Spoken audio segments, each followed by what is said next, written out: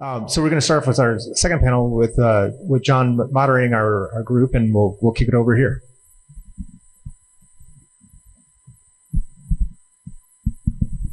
We are on. Good morning, everybody. So we're moving into a section that's sort of the regional risk perspective, and so what you're going to get from a mix of us here is kind of from our entity's perspective, if you will, but also on the broader sense of what we're concerned about. Related invasives in particular. And we're going to walk through this. And I think, Steve, for your benefit, we'll come to you after I run through everybody sitting on stage here, and we'll kind of go back and forth on this process. So first of all, let me introduce us.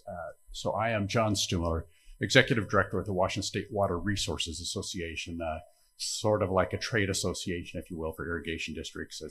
It's not truly a trade association, but we collaborate on the issues of concern to those who put water on the ground for food, as well as some water delivery systems for municipal entities as well. Then we have Travis down at the far end with the PUD Association, and I'll let you kind of talk to your experiences as we go through here.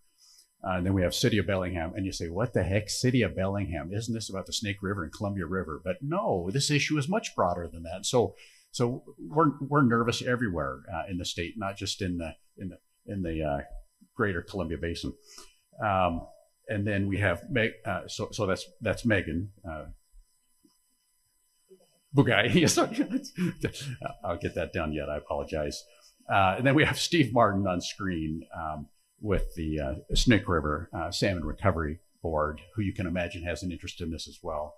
And then Stacy Horton to my right, also with Northwest Power and Conservation Council, and she'll talk about some of that planning effort. But if you put a pipe in the water, if you have a diversion or any kind of impoundment of any type, invasives are a great concern.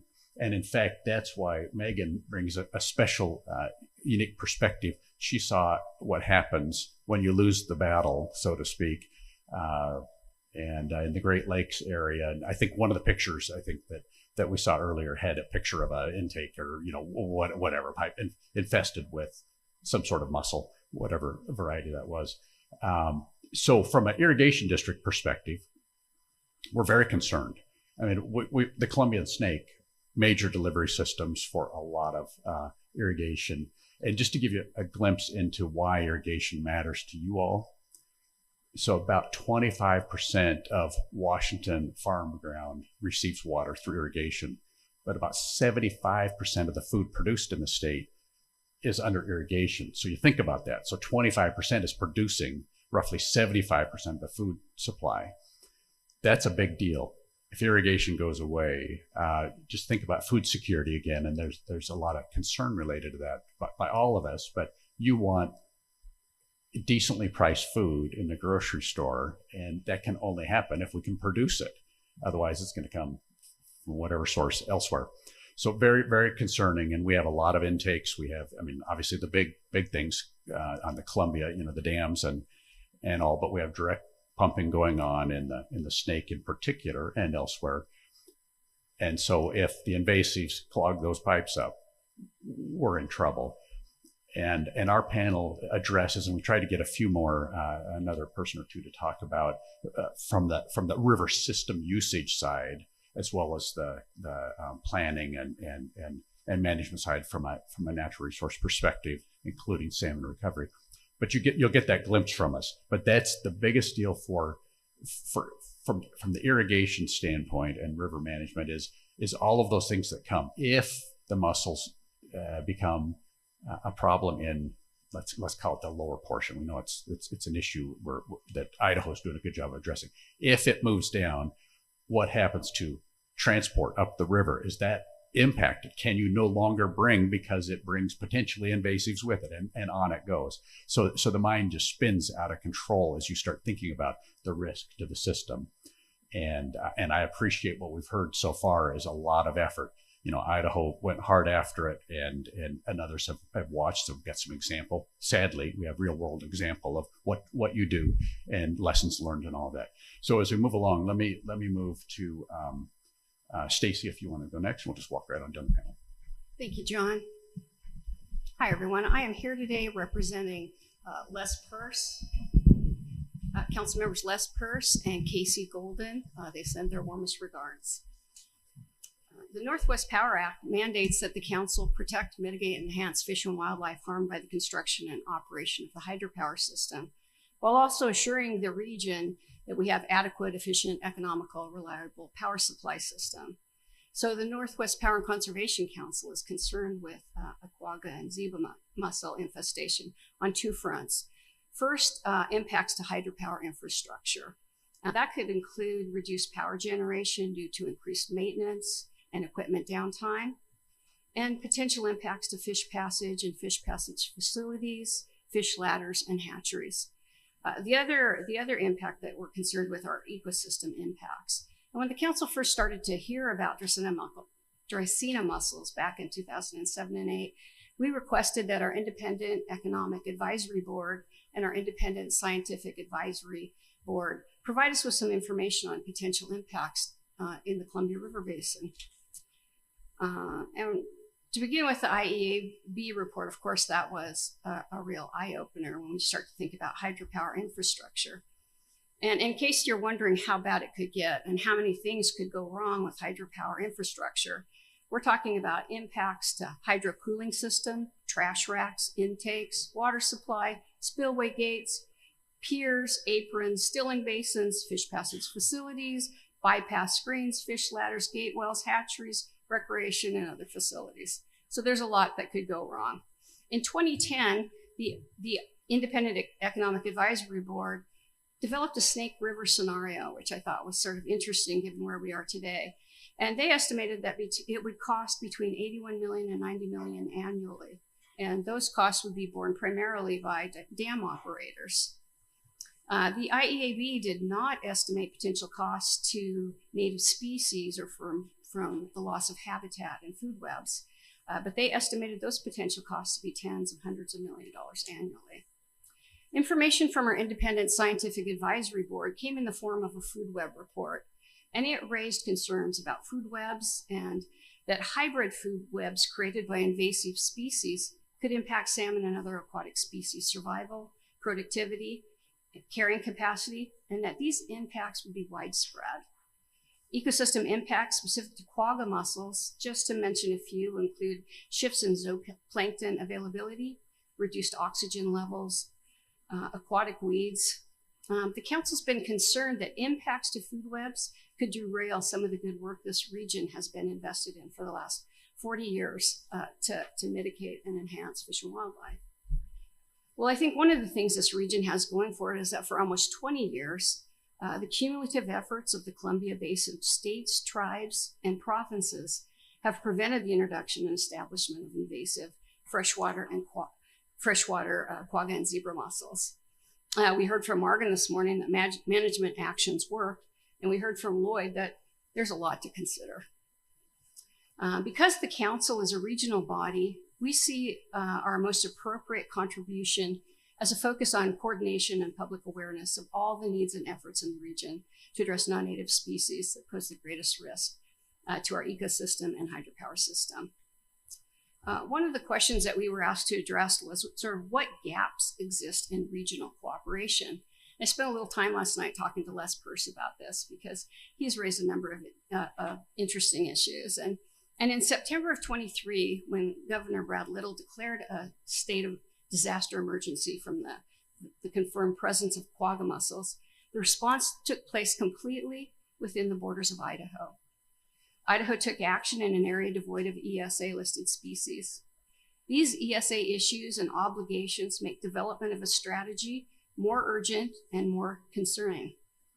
We need to consider a strategy that the executives can carry forward about how to work across state lines and with the tribes and federal partners. A strategy that outlines the steps and limitations. Lloyd talked a little bit about those today. What's needed so we can react nimbly given ESA protections and commitments. States should discuss the protocols and plans for the executive branch that comes to a mutual agreement about what we can do together and what we need to have in place for working with our federal partners and others. Anyway, that's what I have. Thank you very much. Hi there. Is this on? Meghan Bugaj here. I'm with the City of Bellingham's Aquatic Invasive Species Program. Our program is jointly administered by the city, Whatcom County, as well as the Lake Whatcom Water and Sewer District.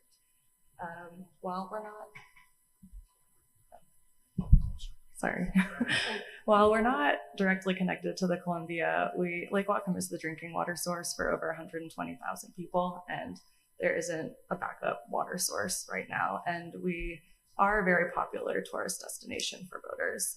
So we've identified, at least for us, that the greatest risk of an introduction is via overland transport on a boat trailered from an infested lake. So to that end, our efforts have been largely put towards our watercraft inspection and decontamination station. We've been doing this work for about 10 years. We began after the detection of Asian clams in Lake Whatcom, realized we needed to start looking at boats before they came into the water. Last year in 2024, we did about 16,000 inspections and conducted 4 full decontaminations. While our watercraft inspection and decontamination program has been the bread and butter of the Aquatic Invasive Species Program, with the increased proximity of a detection, I'm starting to see our role changing towards also being involved in early detection and monitoring. We've enhanced our citywide early detection and monitoring efforts to enhance those already being conducted by Fish and Wildlife. And we're also working on a site-specific rapid response plan, also in coordination with Fish and Wildlife, to have a plan in place for the potential detection in Lake Whatcom or Lake Sammamish.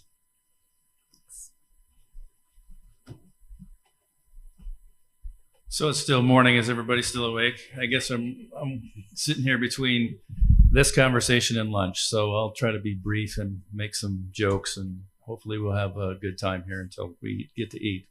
I do want to say hello to my fellow panelist, Steve Martin, who I haven't seen in about 30 years. Steve, you may recall that you and I worked on the Northern Pike Minnow project when it first started back in 1992. Not to date both of us, but I still look pretty much the same. Steve, you look like you've aged a little bit.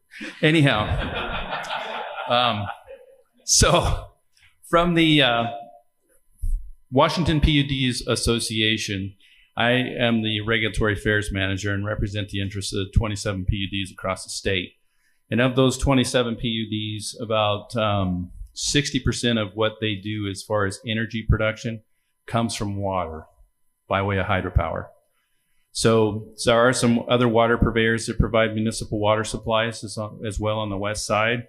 So this is something that really matters as well to all of the PUDs.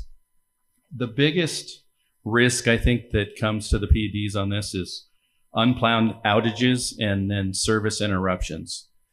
So from the PUDs perspectives, right now, the PUDs, the big, the mid-sea PUDs that are upstream of where the Snake River comes in, are already doing a pretty intensive monitoring and evaluation effort for this through their FERC license. It's a requirement. All the modern licenses from the Federal Energy Regulatory Commission will have something for an aquatic invasive species monitoring and evaluation program to actually be watching for this stuff. Impressed with the things I've heard so far today.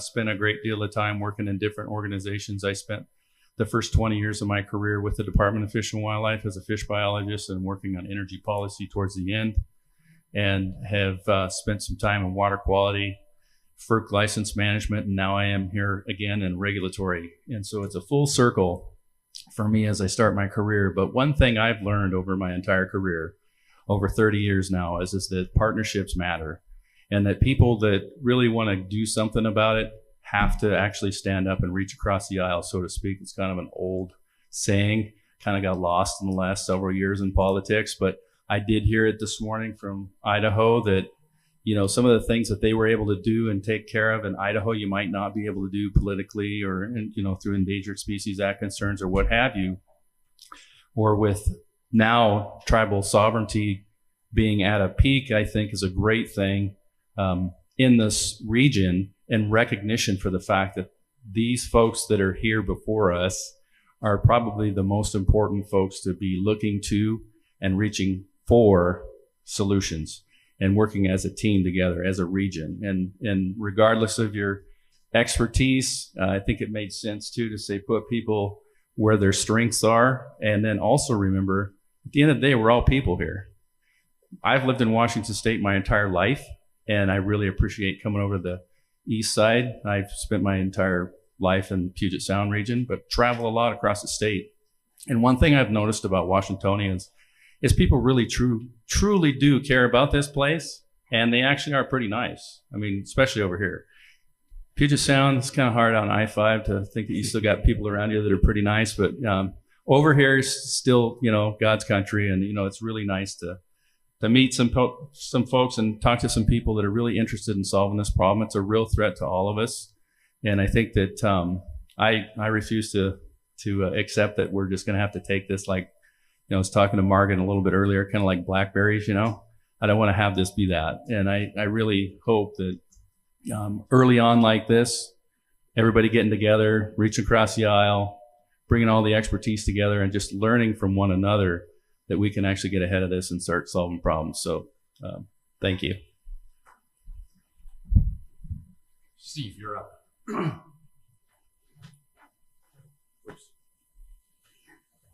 Working on audio just a minute. Okay. All right. Well, good morning. Steve Martin. I'm Executive Director of the Snake River Salmon Recovery Board here in Southeast Washington. And I want to begin by thanking Justin Bush for his role in this and for inviting me. He and I used to share cubicles in the NRB in Olympia back to back here 3 or 4 years ago when I was director of the state's salmon recovery organization, and Justin was in the RCO's invasive species role there. So Justin, nice to see you. Nice to cross paths again. And Travis, great to see you. Thank you for the warm introduction and reminder of history. You are correct. We worked together on the Northern Pike program, 30 years ago.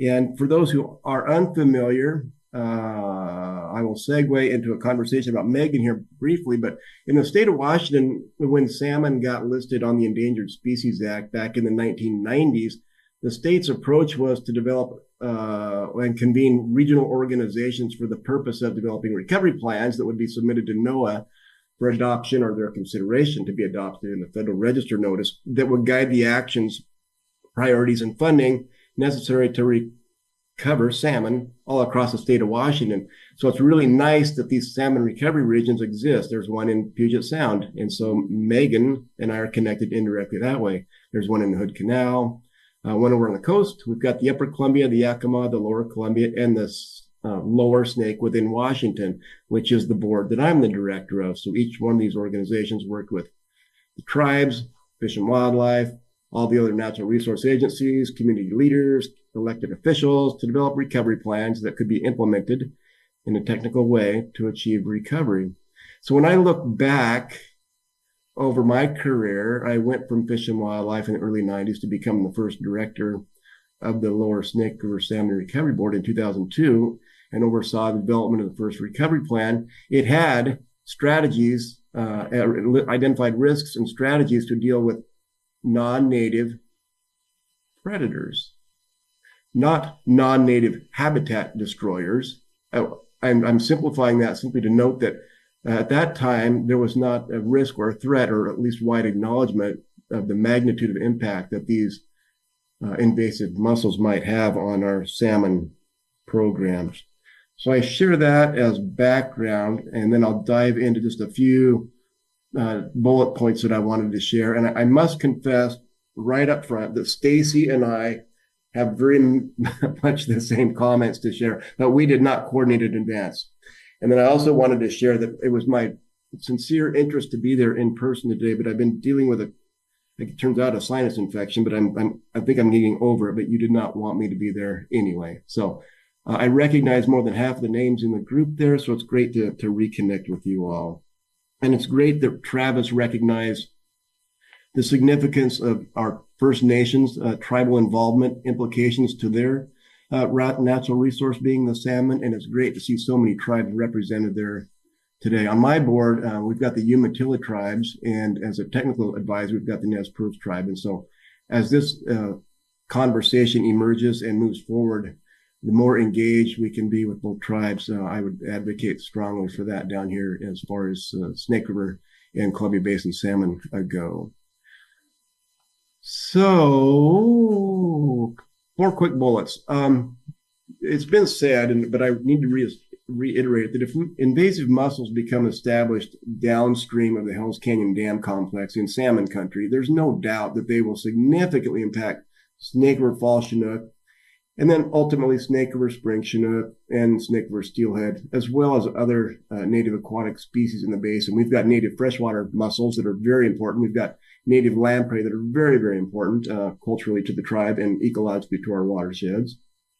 We all know that Pacific Northwest Indian tribes have relied on salmon since time immemorial. And what a tragedy it would be for these invasive mussels, these stupid mussels, as Representative Dye noted, to negatively impact or ultimately cause the loss of Snake River salmon. It's just unimaginable. The state of Washington, as I mentioned earlier, back in 1999, developed a statute that says extinction is not an option and established the salmon recovery regions and the Salmon Recovery Act that I talked about. It's great that Barry Thom is there. He was in the leadership role back in the day when the Pacific States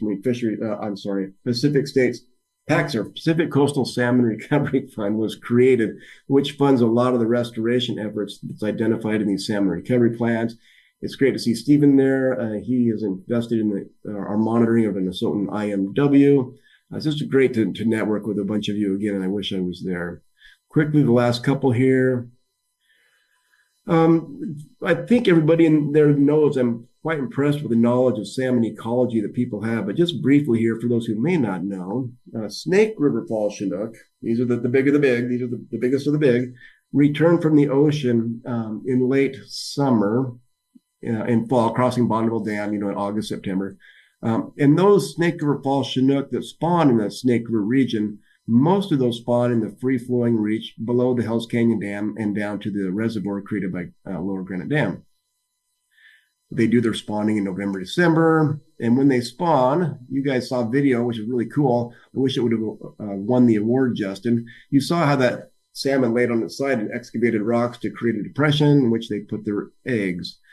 Well, in those moderately slow to medium moving velocity rivers, that's where these mussels like to occupy as well. So what this implies to me, as I forecast in my mind, envision either a shellacking or a veneer of mussels in which the salmon can't dig through, or a layer of razor sharp zebra mussels that would just shred the salmon's tail. In either scenario, the likelihood of successful red construction is quite low. For those who may not know, there's a fall Chinook hatchery on the Lower Snake, as Stacy mentioned, to mitigate the impacts or losses due to the Snake River dams. To feed that fish hatchery, adult fall Chinook are collected in a ladder, a trap at Lower Granite. And you can only imagine what that trap would look like if these mussels become present. Clearly, the trap would become inoperable. And without the ability to collect broodstock, that successful fall Chinook production would be very compromised. And I say very successful because it was only 25 years ago that there were just a few thousand fall Chinook that came up the Snake River. And today, if you look at fish passage centers, it's often up above 40,000. So, and in fact, it's so successful that you could go out and fish for a fall Chinook in the Snake River. It's a great success story that we'd surely hate to see compromised. And then after they collect those adults, some of the offspring, or many of them, are reared in acclimation ponds and tanks along the Snake and Clearwater rivers. And of course, we heard that the water that supplies these pipes, pumps, and infrastructure are going to become compromised and may make these rearing vessels inoperable, further compromising that program.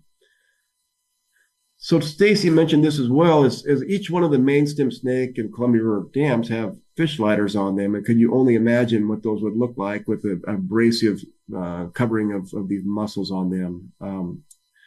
I also want to talk about irrigation. We heard this earlier about impacts to irrigators. I want to go into the tributaries. Once these mussels are established in the Lower Snake, it's only a matter of time before they become established up in tributaries through translocation of various means that Justin has talked about. Most agricultural producers, your private irrigators with water diversions on tributaries to Lower Snake, have installed screens to comply with ESA requirements to keep juvenile salmon out of their irrigated systems. Just alone here in Southeast Washington, there are well over 1,000 that have been retrofitted with fish compliant screens, and these will become plugged, and it would be reasonable to assume that producers will have to be forced to remove them, and then the water will go unscreened. Like I said, on a broader geographic scale, and we heard this earlier, once established in the Lower Snake, it's only a matter of time before they inhabit the free-flowing Columbia and compromise that really successful Hanford fall Chinook program, likely to move up the Clearwater and significantly impact what's going on up in the Clearwater, all the good work that's up there. And I just wanted to share that that the great news is Idaho has contained them to the extent possible up there, but we can't risk avoiding or walking away from the threat that they represent should they become established downstream of the complex or Hells Canyon complex. And then lastly here, for those who are unfamiliar, there's a large fall Chinook fishery that happens out in the ocean and in the lower Columbia, long way from Idaho Falls. But those fisheries down there are issued or persecuted based upon limiting stocks. In other words, the permits are issued such that they prevent stocks that are very weak, who are commingled or mixed with more robust stocks. And so, since our Snake River fall Chinook are commingled or mixed with those stocks down there, it's reasonable to believe those fisheries will be reduced and constrained as fall Chinook decrease. This is a huge economic impact. It's also a huge impact to our tribal nations who rely on those fish and the economy of the Pacific Northwest. In closing here, I talked briefly about mussels. I talked about lamprey and the risk that these mussels represent to them as they try to migrate up these fish ladders on the main stem dams. I want to briefly talk about southern resident killer whale, which are dependent upon salmon.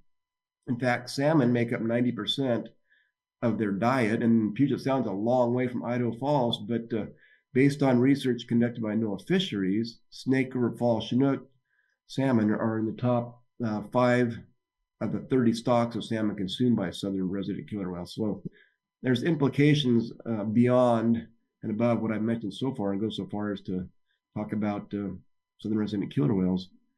In closing, I think about the impacts to the tribes, the impacts to other native species, our ecosystems, the economic impact to the region from reduced commercial and recreational fisheries, and a future that our kids and grandchildren may inherit. And as Stephanie said, these invasive mussels represent a potential fundamental change to what it means to live in the Pacific Northwest. So I thank you. Appreciate the opportunity. Thank you for tolerating me calling in remotely. And I look forward to any conversations and questions that may emerge as a result of my comments this morning. Thanks.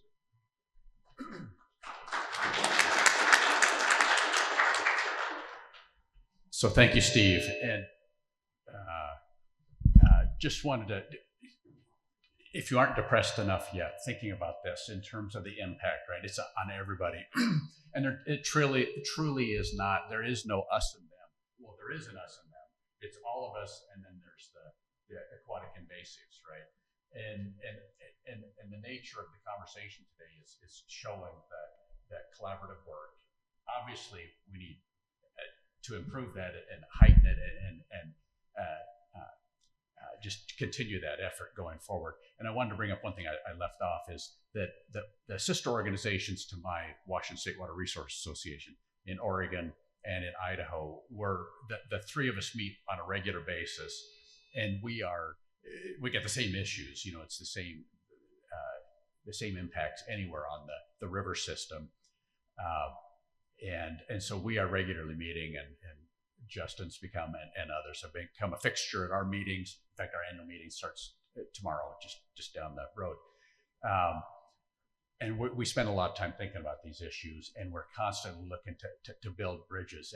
And I also want to say, as Steve pointed out, I'm very pleased to see, and I did a quick count, and I probably missed one or two, but but at least 18 representatives of tribal entities have too close. Okay. Oh, okay. Tribal entities represented here, and as we did our introductions, saw quite a mix of you all here in person, and I'm grateful for that. We need to trade business cards because we are connected at the hip, like it or not, and hopefully we like it. But we're connected no matter what, and we've got to solve these issues. Lots of money needed, lots of effort, lots of coordination, and so thank you all for taking the effort to get here as well, and for each person in the room. I would ask, are there any questions in the audience for panel before I kind of go back for some final comments with the panel?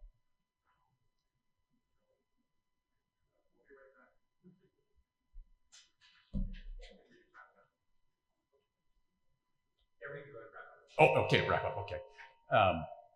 So I don't. Anybody a closing comment? John stole the mic for a few minutes. Travis, you get something? Yeah, I would just like to say I would echo everything that I've heard this morning, and just remember that it is going to take all of us. And what is a little striking to me and a little concerning is that this is a pretty small crowd, and I think that that's reflective of it's early, which is good. However, I know in the Northwest we're pretty good about being aware of things, but it's kind of like the traditional metaphorical four-way stop. We all get there and then we go, you go, no, you go. And so I think that it's really important for us to like dig deep and think about how do we truly make an action plan. I can appreciate the comments that came earlier today that Washington Department of Fish and Wildlife staff mentioned to the Idaho folks is maybe you went too soon, maybe you went too hard. But a fair measurement of equaling each other out on all of our interests and what our authorities are, the tribal nations' interests, everything that we all represent in this room, I think needs to be magnified, and that folks need to kind of grow this body of knowledge of who's sitting in the room and build those partnerships and get the word out. I think that's really important. All right. Well, thank you all. I think lunch is next.